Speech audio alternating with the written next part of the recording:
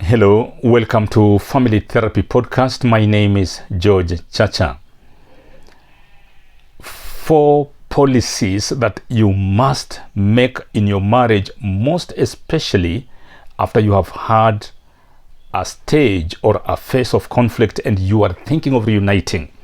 4 major policies that you must make in your marriage after you have had prior conflict situation. But before I go into that, let's all realize that policies help organizations or institutions run smoothly. Policies spell the way people relate in a given organization, in a given company. Policies help streamline the otherwise difficult situation, helping employees and staff or even the inhabitants of that institution live in peace. And therefore, if marriage is an institution, which indeed it is, then there is a need to also have very important and very powerful policies to regulate this marriage. And policy number 1 will definitely be coming up with conflict resolution policy. Conflict resolution policy will help you at times of conflict. How will you resolve your conflict? Who will participate in the process of resolving conflict? When coming up with conflict resolution policy, it is very important for the family to sit together and hold a truth, justice, and reconciliation process. Or let me use the terminology that South Africa used, the Truth, Justice and Reconciliation Commission, the TJRC. It was even done in Kenya. There will not be, or rather the process of truth, the process of making conflict resolution policy will not be complete until both of you sit down as partners, maybe even including the children, and each of you confesses to the wrongs that you did, and the other partner admits or acknowledges and expresses forgiveness or accepts to forgive. Therefore, for a conflict resolution policy in your marriage, holding a TJRC is absolutely important. It is not reducible. It should not even be shelved, because if your partner has not acknowledged his or her mistakes, if your partner still feels like you are the one who is wrong, don't move forward. Don't even think of coming up with this policy. It will only be a whitewash in your marriage.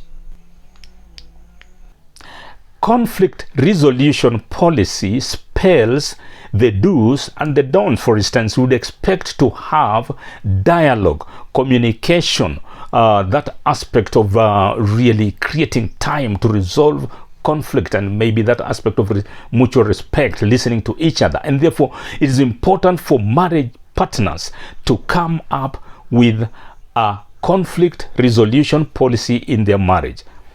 Policy number 2, financial management.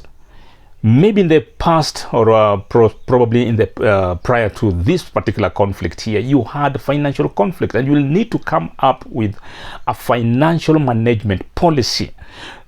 What should you put in the financial management policy? And it's emerging that involvement in key decision making in regard to how family funds should be spent is quite an issue, and therefore it's important for the two partners to come up with this policy, spelling exactly how they're going to be sharing their financial responsibility. Maybe who's going to be paying school fees, who's going to be paying house bills, etc., etc. Another very important policy in your marriage will be second chance policy.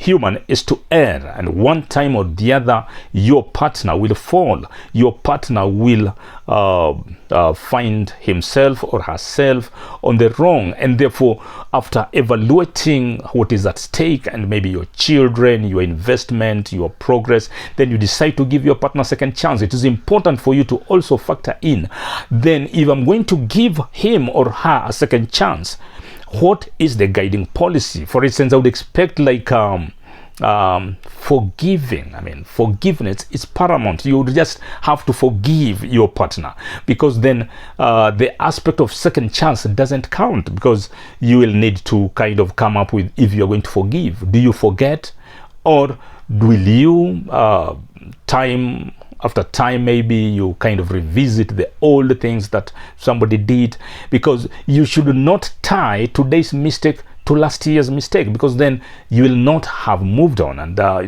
that policy of like second chance policy, it's very important.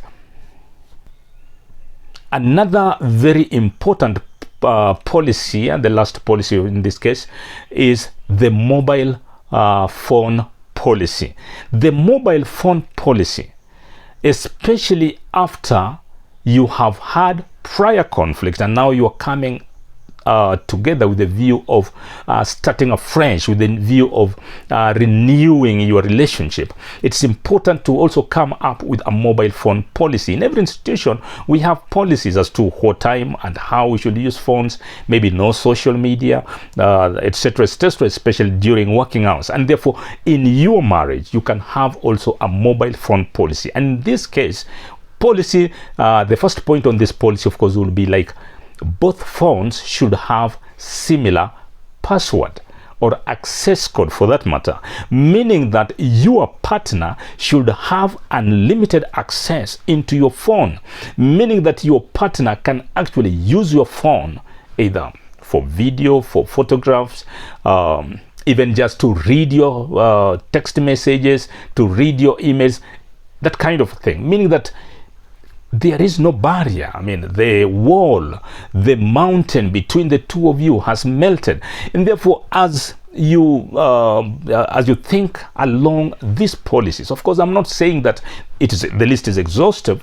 You could also be having your own points to add. But what I'm trying to say here is, if you have had a conflict before, it is important that before you settle down to opening up a new chapter, consider having marriage policies. Let these policies guide you, and both of you should be bound to respect and uphold. Otherwise, thank you for watching this podcast, and I encourage you to subscribe to this podcast channel. I encourage you to click the like button and click the bell. Otherwise, thank you. Until next time.